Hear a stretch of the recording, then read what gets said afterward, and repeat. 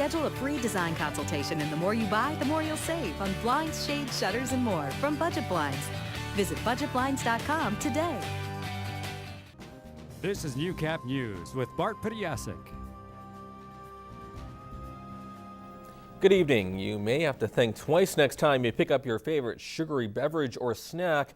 This is the World Health Organization says eating too much not only causes weight gain, but increases your risk of disease. And now they're recommending that your daily intake of sugar be only 5% of your total calories. Hudson explains.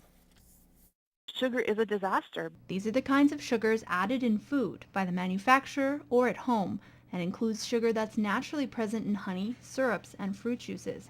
Here in Lloydminster, Michelle Rogers, owner of Fit Body Boot Camp, is running a 6-week program on reducing the amount of sugar, or in other words, simple carbs, in the diet. There's nothing in that processed food that your body's going to recognize to strengthen your lean muscle, which is your metabolism, which helps you burn calories. So your body will still think it's starving. Even if you're eating 3,000 calories a day of food, but it's all simple carbs, your body will not recognize any of those as food. But it's not always obvious that our diet is filled with sugar. It is recommended that the average healthy adult consume 25 grams of sugar a day, or in this case, 5 sugar cubes. However, it's easy to overconsume with 1 tablespoon of salad dressing, already 1 cube of sugar, the jam that you put on your toast, 3 cubes of sugar for 1 tablespoon, and 5 Alive, which you think might be a healthy alternative to pop, but is 3 times the recommended intake. To compare that to more seemingly healthy items, ketchup, 4 grams of sugar per tablespoon, Wonder Bread at 4 grams for 2 pieces, granola bars 10 grams per bar, and yogurt at a surprising 12 grams per serving. Refined sugars are difficult to process and be used by the body in an effective way. And Rogers says your high sugar intake is probably also setting your fitness plans back, no matter how much you exercise.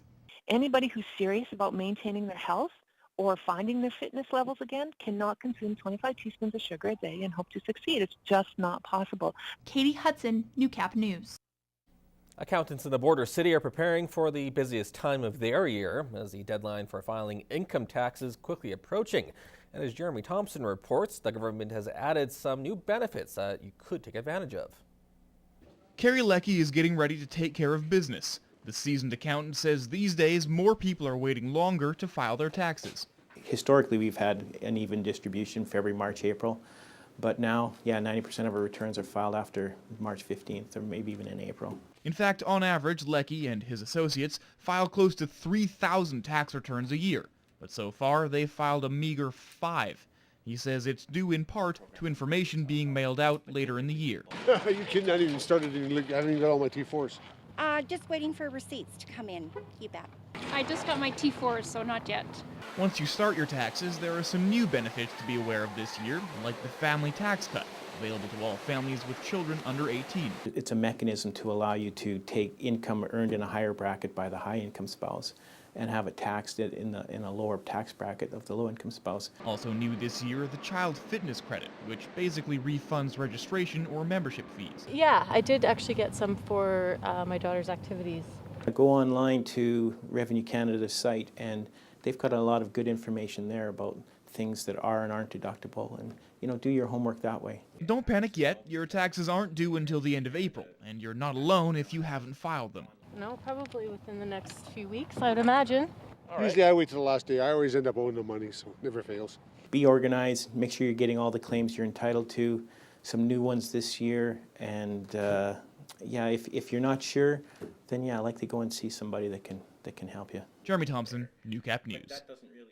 Well, it may be a couple of months away. The Lloydminster Multiple Sclerosis Society is already gearing up for this year's annual Jamin-built MS Walk. It's important to realize, don't let the disease get to you and fight the fight.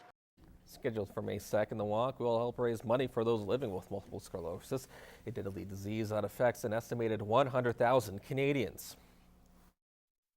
The Lloydminster Jamin-built MS Walk is an amazing morning of hope and inspiration, a day where this community collectively comes together in a show of support for so many people living with MS here in our own community. Last year, the walk drew 500 participants and raised more than $200,000, both new records. And while a cure remains absent, the MS Society continues to provide fundraising support for those suffering with the illness. Have everybody come out and support us to try and find that cure each and every day. It's a struggle, so it's good to have everybody show support for that. And you can get involved with the walk by donating to the organization's website at mswalks.ca.